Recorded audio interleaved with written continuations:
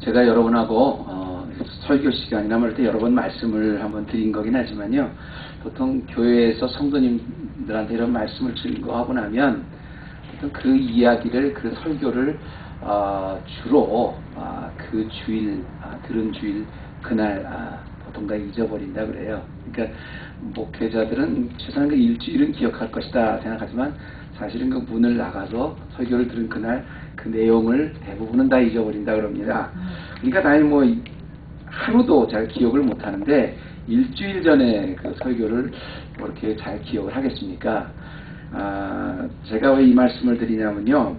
아무리 말씀을 들어도 보통 이제 그 잊어버린다는 게 일반적인 뭐 보편적 상식이라고 하지만 그래도 오늘 말씀, 오늘 스가랴 8장 18절에서 23절까지의 말씀, 좋으신 하나님 8번째 그 말씀은 여러분이 그 지난주의 말씀을 기억하셔야 됩니다. 그래야, 왜냐하면 7장과 8장은 같이 연결되어 있는 말씀이기 때문에 그래요. 제가 그 지난주에도 잠깐 그 배경에 대해 설명드렸지만 스가랴는 전반적으로 1장서부터 6장까지는 이제 스가랴가 보는 환상이죠. 8가지 환상을 이제 그 말씀하고 있다면 오늘 말씀 여러분 앞에 나눈 이 8장은 7장과 8장은 하나님께서 그 이제 그 어떤 절기에 대해서 이렇게 계시해 주시는 그 말씀인데요. 지난번 여러분 그 말씀 보다가 어떤 특별 그 계시가 있었습니다. 그런데 혹시 여러분 지난주 7장에 뭐에 대해서 하나님께서 계시의 말씀을 해주신지 기억나세요? 아유, 할렐루야. 우리 헤브론 교회는 이렇게 그 하루가 아니라 일주일이 지났는데도 이렇게 말씀을 드립니다. 맞습니다. 지난 7장에 금식, 그 절기에 관한 것이죠. 특별히 그냥 금식도 아니라 이스라엘이 이제 바벨론의 포로가 돼서 이제 그 바벨론의 포로가 돼서 하나님 앞에 회개하는 마음으로 특별히 정해놓은 그 금식, 그 이제 1년에 보통 이제 2번이었는데요. 정확히는 4번입니다. 그래서 이제 소소하게 4번은 뭐였냐면은 이제 뭐 예루살렘이 이제 포위됐을 때를 슬퍼하는 것, 또 예루살렘이 멸망했을 때 슬퍼하는 것, 또 바벨론에 끌려온 걸 슬퍼하는 것, 뭐 이런 식으로 해서 절기를 정해놓고 금식을 했는데요. 바벨론의 포로가 돼서 이렇게 예루살렘 그 성전을 갈 수가 없잖아요.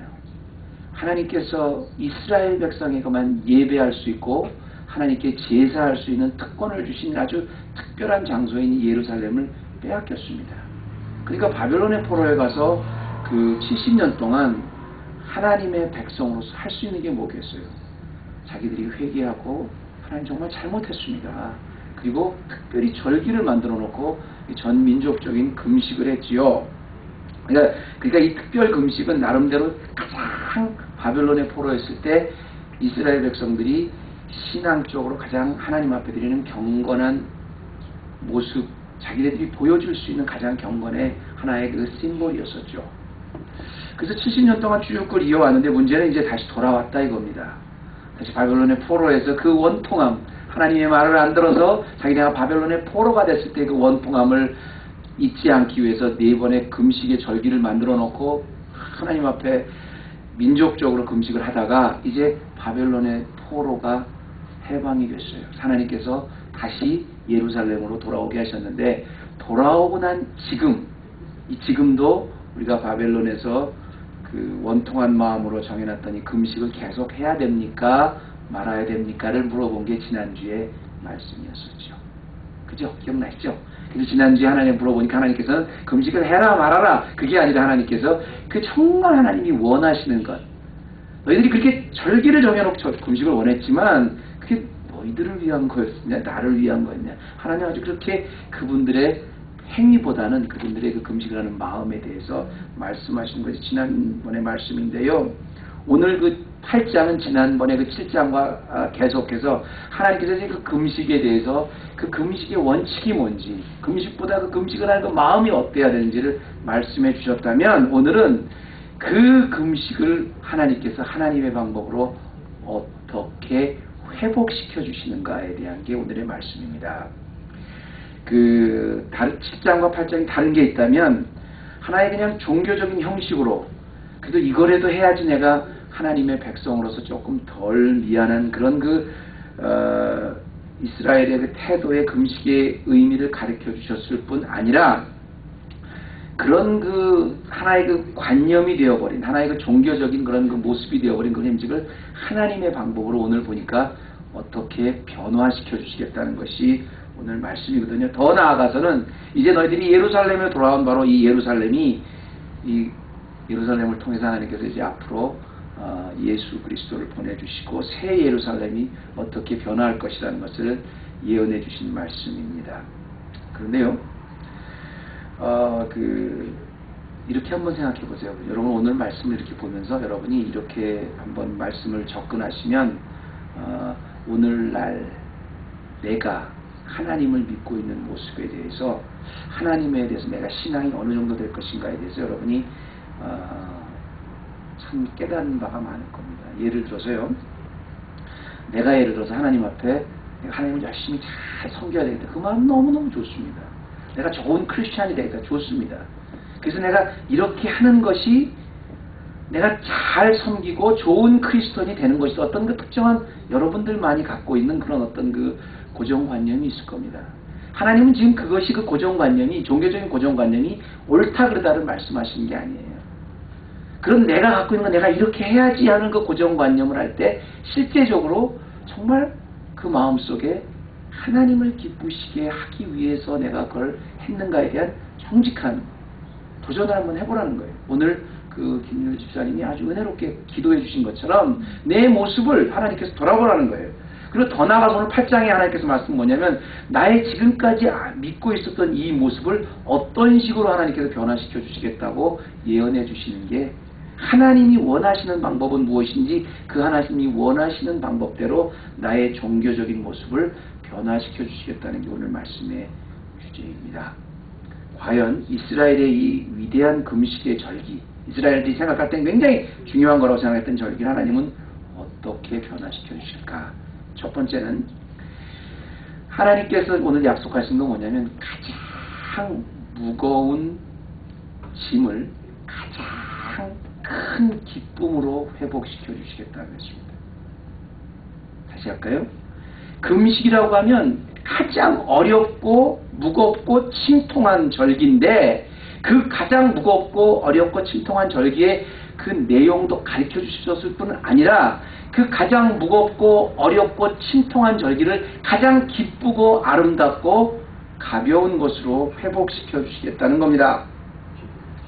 19절 중반에 보면요, 만군의 여호와가 말하노라 4월의 금식, 5월의 금식, 7월의 금식, 이런 모든 금식이 변해서 유다 족속에 뭘 한다고 그랬어요? 기쁨과 즐거움과 희락의 절기가 되겠다고 했습니다. 이 말씀이 굉장히 대단한 건데요. 여러분 한번 생각해 보세요. 왜 바벨론의 포로에 있었을 때 이스라엘 백성이 이 민족적인 금식을 만들었습니까? 이제 네 번의 그 금식 절기를 쭉 보면요,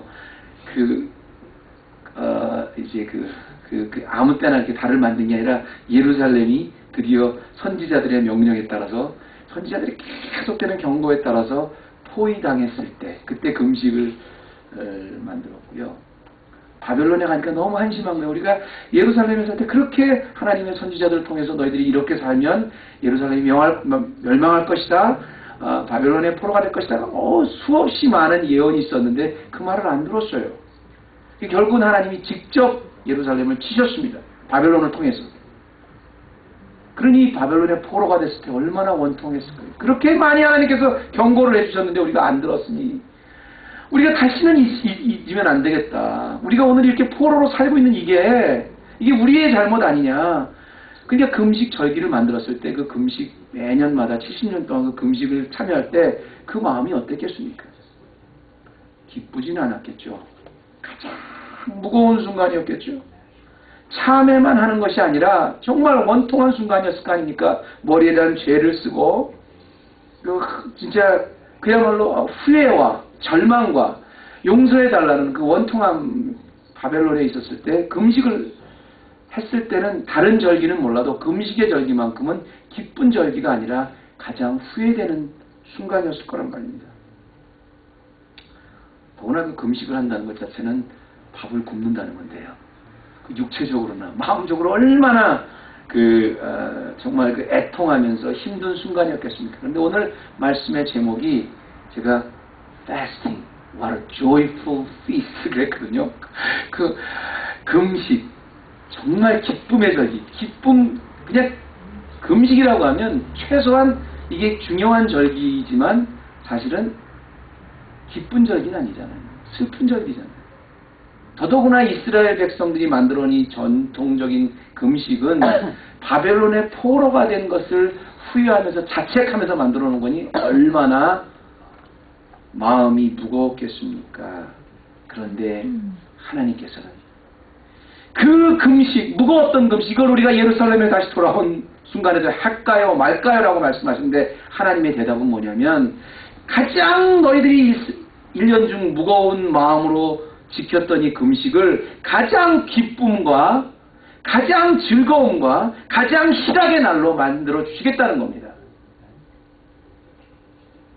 그 예루살렘이라는 것 자체를 통해서 하나님께서는 그 금식의 절기가 오히려 부담과 무거움이 아니라 아주 기쁜 날로 만들어 주겠다는 거예요. 이게 그래서 이스라엘 백성을 믿음에 승리하게 하신 겁니다. 여러분, 사실 우리가 믿음 생활을요, 이렇게 자꾸 이렇게 스가랴 말씀을 보면서 이게 구약시대 때 일어났구나, 그냥 또 신약시대 때를 심볼라이즈 하는 거구나, 이렇게 생각하지 마시고요. 이게 오늘날 이스라엘을 나와 한번 비교해 보세요. 여러분이 지금까지 믿고 있는, 이렇게 하면 잘 믿는 거야, 뭐 이렇게 하면 뭐 잘 안 믿는 거야, 내가 나름대로 정해놓은 그 규정이 있습니다. 그 고정관념이 있어요. 종교에 대한 그런 편연성이 다 있어요, 다.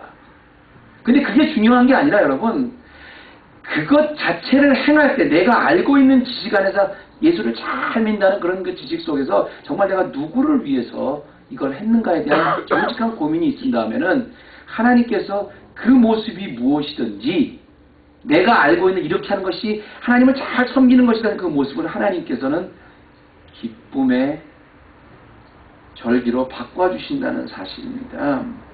내가 가지고 있는 신앙의 컬러는 중요한 게 아니에요. 내가 예수님을 만났을 때 어떤 교회에서 내가 예수님을 만난가가 일평생의 자기의 신앙의 컬러가 됩니다.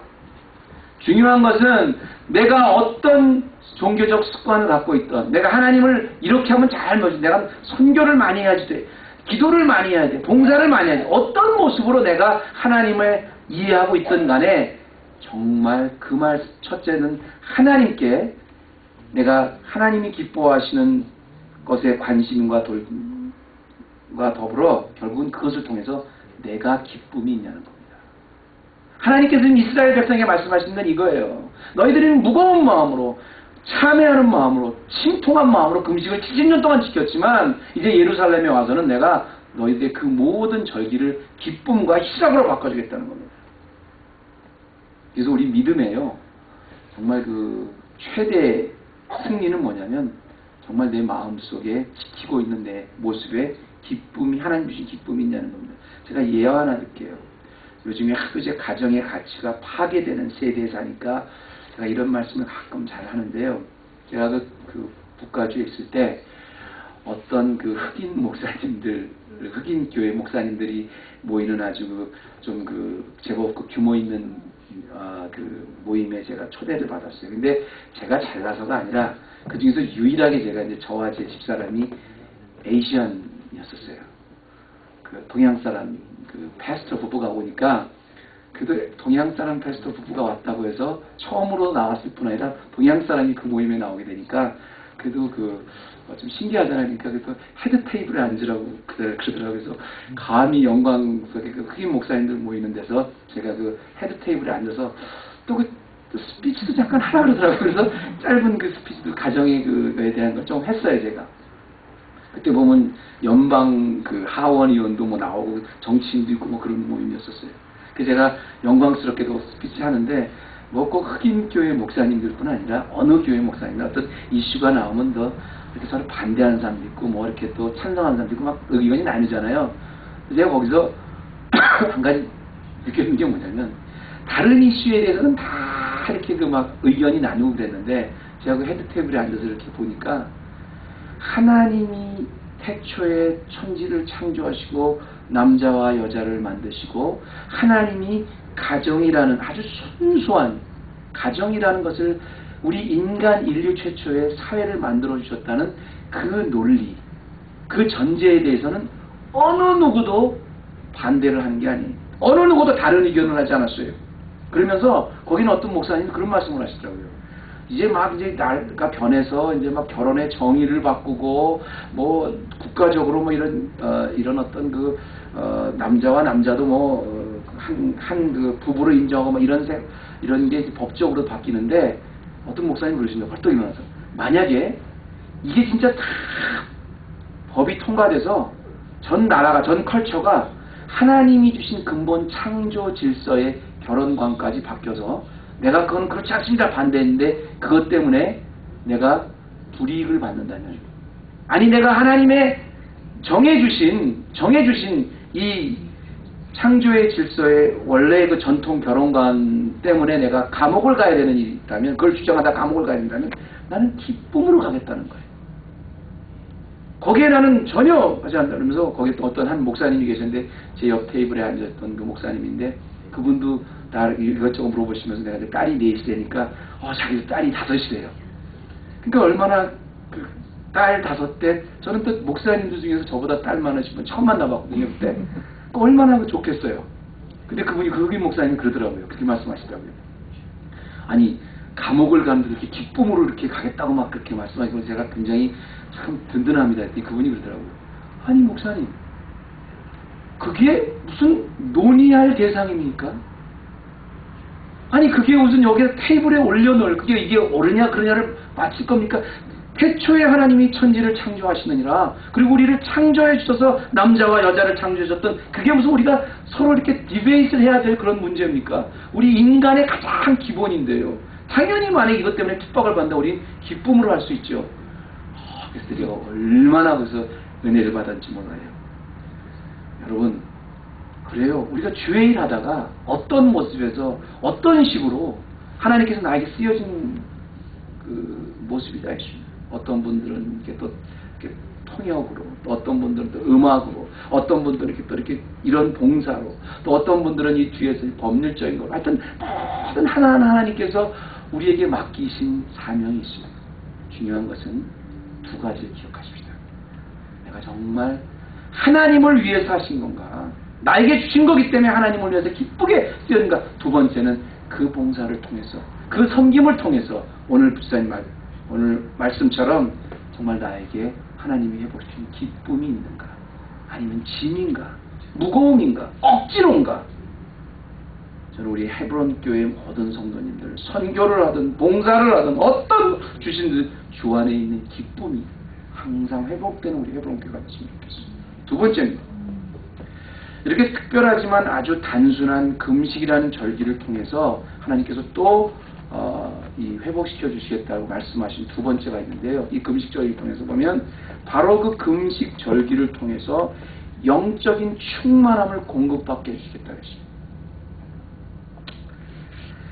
지금까지 그 이스라엘 백성은 70년 동안 그 예루살렘을 잊지 않고 예루살렘에서 비록 예배는 드리지 못하지만 우리가 바벨론의 포로에서 그래도 하나님을 위해서 뭔가를 좀 해야 되겠다.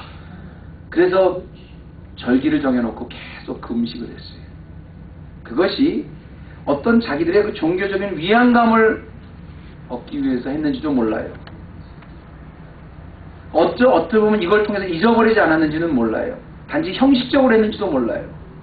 중요한 것은 하나님께서 그런 게 중요한 것이 아니라 내가 이것을 계속 예루살렘에 돌아와서도 해야 되느냐 말아야 되느냐가 중요한 것이 아니라 그렇게 지금까지 이루었던 아무런 의미 없이 자기들의 그저 영적으로 자기들의 그저 종교적으로 만족시켜주는 대리 만족시켜주는 정도의 그런 행사였지만 하나님께서는 이제 새로 예루살렘에 와서는 그런 모든 종교적인 모습을 매번 모일 때마다 새롭게 만들어주시는 영적 공급원으로 사용해 주시겠다는 겁니다. 하나님의 약속 21절과 22절 보면 너무 위대한 말씀이 나와요. 자, 21절에 그랬죠. 이 성읍 거민이 저 성읍에 가서 이르기를 우리가 속히 가서 만군의 여호와를 찾고 여호와께 은혜를 구하자 할 것이면 나도 가겠노라 하였으며 많은 백성과 강대한 나라들이 예루살렘으로 와서 만군의 여호와를 찾고 여호와께 은혜를 구하리라 그랬습니다. 지금 이스라엘 백성들은 지금까지는 그저 수동적으로 우리가 잊지 않기 위해서 하나님 앞에 뭔가 좀 해야 되는 몸으로 이렇게 금식 절기를 지켜왔는데 하나님께서는 이 예루살렘을 통해서 다시 돌아온 예루살렘을 통해서 너희들이 지켜온 지금의 절기를 통해서 만날 때마다 모일 때마다 다시 지켜주시겠다는데요. 여기 굉장히 중요한 의미가 하나 있습니다. 여러분 이스라엘 백성이 지금 바벨론에 있을 때 금식이라는 것을 만들어 놨을 때요. 금식인데 이제 금식이라는 걸 만들어 놓고 자기가 언제 예루살렘으로 다시 돌아갈까 하나님 앞에 이제 우리가 잘못했습니다 이런 회개를 했을 때요. 그 근본적인 이유가 뭐냐면 우리가 하나님이 주신 그런 그 경고를 무시하고 그냥 갔다는 거예요. 그런데 그리고 하나님께서 예배라는 그 특권을 이스라엘 백성에게만 주셨는데 그 예배라는 특권을 주신 예루살렘을 자기가 빼앗겼으니까 특권을 빼앗긴 거잖아요. 그죠? 그 참담함 때문에 지금 금식을 하는 거거든요. 그래서 지금까지 돌아오는 하나님 우리가 지켜왔던 금식을 할까요 말까요 하는 거건데요. 그런데 또 한 번 돌이켜보면 여기서 굉장히 중요한 의미가 있습니다. 바벨론의 포로로 가서 예루살렘에 있었던 그 특권을 빼앗겨서 원통한 마음으로 금식을 했어요. 근데 이스라엘 백성이 모르는 게 하나 있어요. 자기들은 예루살렘이라는 아주 독특한 하나님이 만나주시겠다는 장소를 받았던 민족입니다. 그리고 지금 자기네들이 가서 비록 바벨론에 있지만 언젠간 하나님이 예루살렘으로 다시 돌아가게 해주시겠지 하면서 원통하고 있습니다. 참담합니다. 그걸 빼앗긴 것에서 분노합니다. 그런데 이렇게 참담하고 분노하고 빼앗긴 것에 대해서 후회하고 있다는 것 자체도 굉장한 특권입니다. 안 그래요? 왜? 하나님이 뭘 주셨어요. 근데 주신 거 굉장히 자기가 주신 게 굉장히 특권이라는 걸 모르고 있다가 빼앗겼어요. 그래서 하나님 다시 돌아가게 해주세요. 그런데 돌아가게 해주겠다는 참담함도 사실은 굉장한 특권이에요. 이방인들은 그런 거가 없었어요. 자기들은 금식이라는 어떤 극단적인 종교 행위를 통해서 하나님 앞에 대신 뭘 해야 될까 이렇게 그걸 고민하고 있었지만 그렇게 하나님을 위해서 무엇을 우리가 해야 될까 고민할 수 있는 대상이 유일하게 이스라엘 백성들이었었다는 거예요. 이스라엘의 선민의식은 그래서 의미가 있는 겁니다. 내가 하나님 앞에 무엇을 드려야 되겠다. 하나님이 나에게 무엇을 주셨다. 나에게만 무엇을 주셨다. 우리 백성들에게만 이렇게 뽑아주셨다. 지금은 그것을 빼앗겨서 원망하고 있는데요. 그 특권을 주지 않은 사람은 원망도 안 해요. 몰라요. 예수 그리스도를 통해서 우리가 새 이스라엘을 만들어 주셨습니다. 우리는 이스라엘 백성도 아니라 아예 이방 백성이었었습니다. 이방 백성도 아주 변방에 있었던 사람들이었죠. 근데 우리를 하나님 앞에 예배드리는 자로 만들어 주셨다면 여러분 그게 얼마나 위대한 특권인지 여러분 모르십니까? 이스라엘 백성들이 지금 참담하고 있는데요. 어차피 하나님이 주지 않으셨으면 참담할 필요도 없는 거잖아요. 얼마나 그러니까 그 위대한 특권이에요. 그러니까 예루살렘을 올 때마다 볼 때마다 하나님께서 그게 얼마나 감사하고 영광스러운 건가를 알게 해주시겠다는 거예요. 지금 앞으로 회복하실 이스라엘 예루살렘은 많은 백성들이 와서 강대한 나라들이 와서 만군의 여호와를 찾고 은혜를 찾는 곳으로 하나님이 확도를 주셨다. 이거 옛날에 주셨잖아요. 근데 사실 이스라엘 백성이 회개하는 것도 중요하지만 얼마나 자기들이 큰 특권을 받고 있었던가를 아는 건 더 중요한 거예요. 우리가 예수 그리스도라는 정말 하나님의 일생 때 최대 선물을 받았다면 정말 중요한 건 뭐냐면 그거 받은 게 얼마나 특권인가. 우리가 예배할 수 있다는 게 얼마나 특권인가. 이걸 깨닫는 게 더 중요합니다. 언젠가도 한번 제가 나눴지만 우리 집사님도 한번 그런 말씀을 하는데 저도 마찬가지예요. 저도 이제 10대 말에 아주 말에 미국을 와서 지금 50대 초반이니까 미국에 굉장히 오래 살았잖아요. 근데 그렇게 35년가량을 이렇게 살았는데도 아직도 저는 미국 사람 이해를 못 하겠는 게, 그 우리 지사님 말한 것처럼 그때 그 버거킹이나 이렇게 맥도날드 가면 이렇게 드링크 바가 있지 않습니까? 그럼 코옥 달라는 거 드링크 주잖아요. 그러면 거기서 주는 게 아니라 자기가 뭐 먹고 또 먹고 싶으면 뭐 10번, 20번 가서 얼마든지 먹을 수 있잖아요. 근데 그 드링크 바에서 드링크를 사면서 꼭 미국 사람들은 라지를 시키더라고요. 저는 그게 진짜 이해가 안 됐어요. 아니, 트럼프 와서 그 드링크 코옥 그러면 그 드링크 받아가지고 자기가 받은 기왕이면 몇 번을 더 먹을 수 있으니까 그냥 이렇게 사면 되는데 거기서 꼭 스몰, 라지, 미디엄을 시켜요. 그래서 라지를 시켜서 꼭 몇십 전이라도 더 내고 그러고 가서 먹어요. 그게 도저히 이해가 안 됐는데 제가 이 이야기를 우리 동서되는 분한테 한번 했어요. 그때 오래전 얘기인데 그 동서되는 분이 막 깔깔 웃으면서 그래. 아이, 서 목사님, 궁금하지? 맞아요. 나도 궁금한데 그게 궁금하면 멀리 갈 것도 없습니다. 우리 와이프도 그래요. 한번 물어보세요. 꼭 자기 와이프도 꼭 라지를 시킨대. 그러니까 그래서 제가 잘 됐다. 그래서 처음으로 미국 온 지 몇십 년 만에 물어봤어요. 그 궁금증을 물어봤습니다. 아니, 왜 드링크바에 가서 몇 번이고 더 먹을 수 있는데 왜 그걸 라지를 시키세요? 그랬더니 세상에 아주 너무너무 간단하게 제가 몇십 년 만에 질문을 싹 간단하게 대답해 주더라고요. 왜 라지를 시키시는 거예요? 그랬더니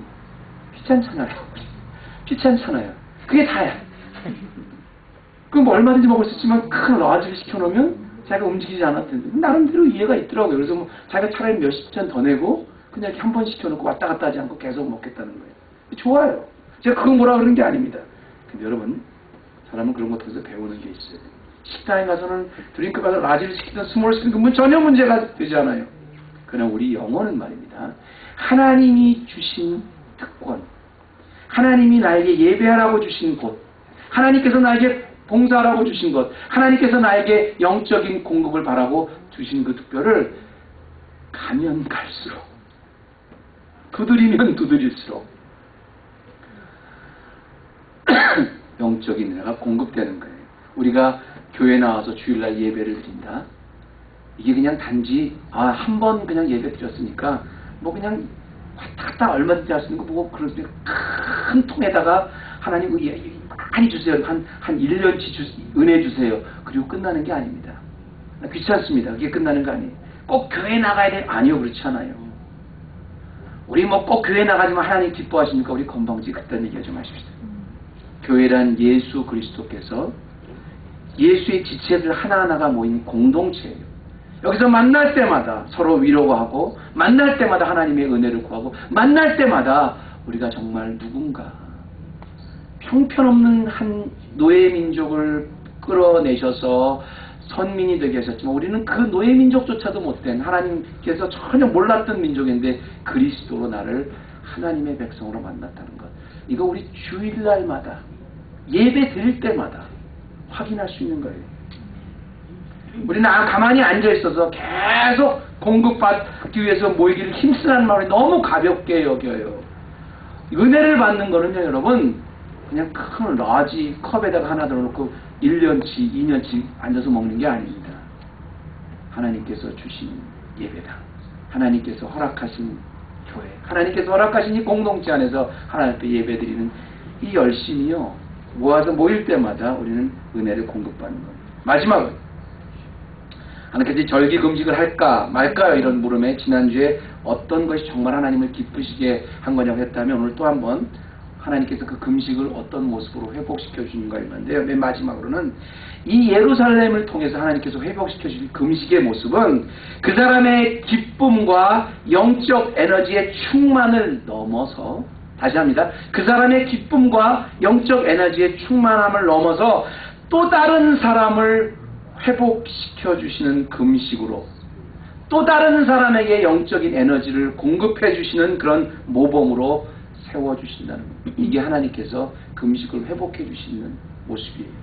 그러니까 금식의 절기를 통해서 하나님께서 예루살렘에 모일 때마다 그 사람에게 계속 공급해 주시는 정도로 끝나는 게 아니라 또 다른 사람에게 그 에너지를 공급해 주시는 에너지원으로 쓰겠다는 겁니다. 여기 19절에 아주 중요한 말이 나와요. 23절이죠. 우리가 22절에 많은 백성과 강대한 나라들이 예루살렘으로 와서 만군의 여호와를 찾고 여호와께 은혜를 구하니라. 끝나자마자 23절에 뭐라 그러냐 여러분 잘 한번 보십시오. 만군의 여호와가 말하노라. 그날에는 방언이 다른, 이건 이스라엘 사람들이 아닙니다. 예루살렘에 하나님께서 해보시죠. 날에 방언이 다른 열국 백성 10명이 유다 사람 하나의 옷자락을 잡을 것이라. 곧 잡고 말하기를 하나님이 너희와 함께 하심을 들었나니 우리가 너희와 함께 가려 하노라 하니라 하시니라. 이렇게 얘기하는데 여러분, 이스라엘 그 히브리 말에 보통 10명, 열이라 그러면 그냥 단식 하나 둘 셋 넷 다섯 열이 아니라 완전 숫자입니다. 꽉 찬 숫자예요. 그러니까 모든 걸 다 대표하는 겁니다. 그러니까 열국이라 그러면 열방이라는 온 나라를 말하는 거, 열이라 하면 모든 나라 백성이 다 포함되는 거예요. 그 날에 다른 나라 백성, 이스라엘 나라 사람이 아니라 예루살렘 사람들도 예루살렘에 와서 이스라엘 사람도 올 때마다 하나님 은혜를 주실 뿐 아니라 열국 백성 10명이라는 건 모든 백성 말하는 거예요. 모든 다른 나라 백성이 다 와서 유다 사람 하나의 옷을 잡고, 하나의 옷을 잡고, 우리가 옷을 잡았다는 건 뭐냐면 거기에 인플루언스를 받는다는 거예요. 거기서 이제 그 소수지만 옷자락이 된다는 건 거기에 모범이 되게 된다는 거예요. 그러니까 이스라엘 백성들은 예루살렘에 와서 은혜를 받고 기쁨으로 회복을 하고 영적으로 충만함을 받지만 또 다시 열국의 모든 백성들이 다 와서 하나님이 너희와 함께 하심을 들었나니 우리가 너희와 함께 가려 하노라. 이런 그 이스라엘이 모든 사람들의 모범이 되겠다는 것을 말씀하시는 거죠.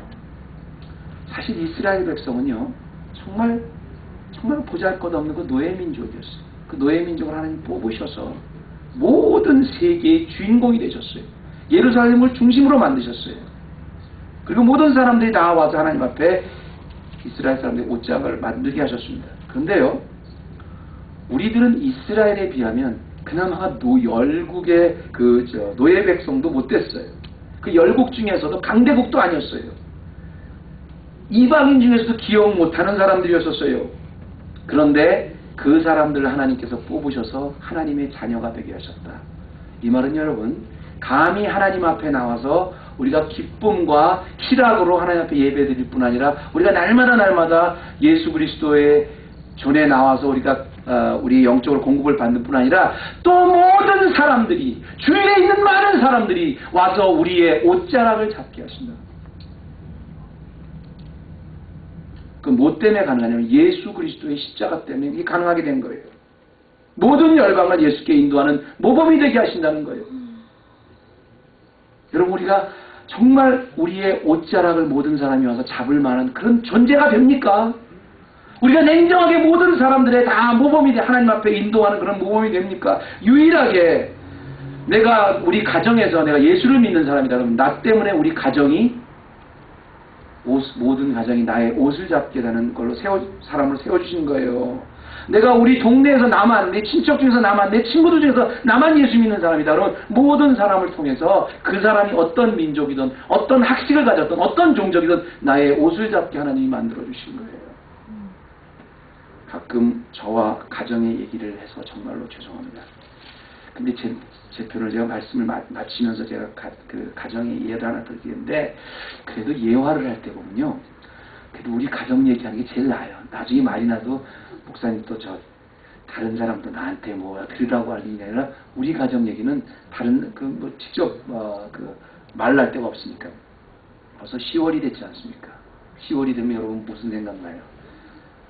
곧 벌써 10월 초인데 벌써부터 할로윈 그런 복장이나 이런 게 벌써 나오더라고요. 근데 10월이 되니까 우리 꼬마, 내가 차를 태워서 이제 학교를 데려다 주려고 그러는데 우리 꼬마가 이번에는 우리 친구들 그런데 자기 트윗 하면 안 되겠네. 맨 막내 꼬마가 그런 얘기를 하는 거예요. 알다시피 우리는 할로윈 절대로 셀러브레이트 하지 않지 않습니까? 근데 첫째, 둘째 키울 때만 해도 전대로 뭐 이렇게 안 보내도요, 할로윈 트윗 그런 보내지 않아도, 셀레브레이트 안 해도, 그래도 이렇게 그거에 대한 거부감이 별로 없어요. 근데, 이제는 이 할로윈 트윗 이 마귀들 장난이, 이게 전 하나의 문화가 돼가지고요, 안 보내기가 점점 힘들어졌어요. 근데 셋째 때만 해도, 제가 이제 거기 살 텐데, 셋째 때만 해도, 할로윈 우리는 뭐 첫째, 둘째 다 그 학교에서 할로윈 파티하면 절대 안 보내니까. 뒤에부터는요 얼마나 타락했냐면 학교에서 학교 끝나고 할로윈 파티를 하는 게 아니라 아예 학교 시작할 때 아예 그 공립학교 그때는 다닐 텐데 학교 시작할 때 그 중간에 할로윈 파티를 하는 거예요. 클래스로. 근데 어떡합니까? 안 보낼 수가 없잖아요. 학교는 보내야 되는데 학교 시작하면 할로윈 파티를 하는 거예요. 그래서 저희가 담임 선생님한테 이제 쭉 그 편지를 썼죠. 우리는 할로윈을 절대로 셀러브레이트 하지 않습니다. 그래서 아이를 그 커스텀 파티를 보낼 수가 없습니다. 그렇게 보냈더니 담임 선생님이 금방 답장이 왔어요. 땡큐. 그래서 우리가 당신들의 그 종교에 대해서는 굉장히 리스펙트 해주겠다. 그런 거 한 말이 뭐냐면 그러면 케이리를 보내지 않아도 되는데 뭐 할로윈 그 파티에 참석하지 않게 하니까 옷을 그냥 보통 할로윈 그 복장 아니면 그냥 보통 니네 그 복장으로 이렇게 보내십시오. 이렇게 얘기하더라고요. 그 학교에 와도 할로윈 그 파티를 참여 안 해도 괜찮습니다. 이렇게 왔더라고요. 아니 애가 전부 다 할로윈 복장을 하고 가서 하루 종일 학교 그 정규 시간에 할로윈 파티를 하고 있는데 얘만 보내서 그렇게 할로윈 그 파티에 참석하지 않는다고 우리가 어떻게 또 안 보내요? 그래요? 그렇게까지 해서 너희들이 꼭 수업 시간에 할로윈 파티를 해야 된다면 우리도 할 수 없다. 그럼 우리는 학교를 안 보내겠다. 그래서 그날 학교를 안 보냈어요. 그래가지고 이제 아이들하고 그리고 언니들하고 이제 그날 이제 학교를 안 보내고 뭐 영화를 보여주고 따로 이렇게 애들을 했습니다. 가족 영화를 보게 했어요. 근데 여러분 그게 무슨 당장의 학교를 변화시키겠습니까? 그게 무슨 이 세대를 뭐 변화시켰어요. 그런데요, 우리가 그런 거라도 안 하면 이 세상에 무지무지하게 밀려오는 타락한 세상의 문화에 언제 당하고만 살 거 아닙니까? 이 미국에서요, 어쨌든 아직까지는 백인이 메조리티입니다. 그리고 흑인이 그 다음에 많죠. 라티노가 이제 더 많아진다고 그래요. 흑인, 라티노. 그 중에서 아시안들은 가장 작습니다. 근데 아시안 중에서도 또 한국 사람들은 작아요. 여러분 뭐 삼성 그 갤럭시가 지금 많고 뭐 LG 무슨 뭐 폰이 많고 핸드폰 이런 거 많아봐야 우리가 한국 사람으로 크리스찬으로서 얼마나 이 미국에 많은 영향을 미친다고 생각합니까? 아니요. 세상 사람들이 언제 그런 것 갖고 우리의 옷을 잡겠어요? 그렇지 않습니다. 오늘도 아무리 힘들지만 세태는 이렇지만 나 하나만이라도 하나님을 기쁘시게 하고 하나님이 싫어하시는 건 안 하겠다고 끝끝내 버티는 결정적인 순간에 오히려 그런 작은 몸부림이 내가 세상이 나를 받아들이지 않는다면 우리는 세상적인 그런 문화에 차라리 나는 안 보내겠다 하는 그런 작은 몸부림 하나가요, 어떻게 보면 세상이, 이 타락한 세상이 우리 크리스찬들의 옷을 잡는 저는 시작이라고 생각합니다. 우리 세상의 옷을 잡지 말고 하나님이 회복하시는 영역으로, 하나님이 회복해 주시는 그 능력으로 우리의 영혼이 다시 회복돼서 그들이 이 타락한 시대에 우리의 옷을 잡게 하십시다. 우리 얼바인 헤브론 교회 비록 다른 사람들 보기에는 어떤 모습인지 모르겠어요. 초라해 보일지 몰라요. 단 하나, 그래도 얼바인 교회 하면 뭐 장소가 좋고 뭐 스피커가 이런 거 다 떠나서 그래도 이 얼바인 땅에서 이 타락한 세대와 전혀 타협하지 않고 철저하게 오직 복음의 진리에만 무장해서 하나님께서 열국이 이 주방의 모든 타락한 백성이 우리 교회의 옷을 잡는 이 시대에 하나님의 신실한 교회가 되기를 주님의 이름으로 축원합니다. 기도하십시다. 하나님 아버지 감사합니다. 저희들 미약하고 참 저희들 부족하고 저희들 정말로 가진 것 없지만 그래도 하나님이 주신 양심, 이 타락한 시대에 하나님이 주신, 하나님이 싫어하시는 것 안 하고자 하는 복음의 진리에 꽉 매달려서 우리가 항상 하나님 앞에 영적으로 공급받을 뿐 아니라 이 타락한 세대가 우리의 거룩한 옷을 잡을 수 있는 하나님이 원하시는 헤브론의 가족들 되게 하여 주시옵소서. 예수님의 이름으로 기도드립니다.